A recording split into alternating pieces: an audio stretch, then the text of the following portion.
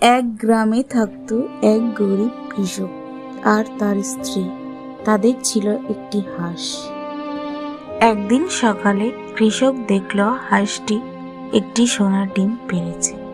কৃষক চোখ বড় করে বলল, ও, এ তো সোনা।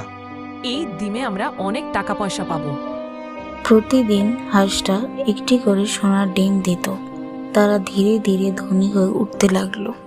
কিন্তু একদিন আর লোভে পড়ে কৃষক ভাবল, হাঁসটার পেটে হয়তো অনেক ডিম আছে, আজই কেটে দেখি। সে হাঁসটাকে মেরে ফেললো, কিন্তু ভেতরে কিছুই ছিল না। এভাবেই লোভের কারণে কৃষক তার সব সুখ হারালো।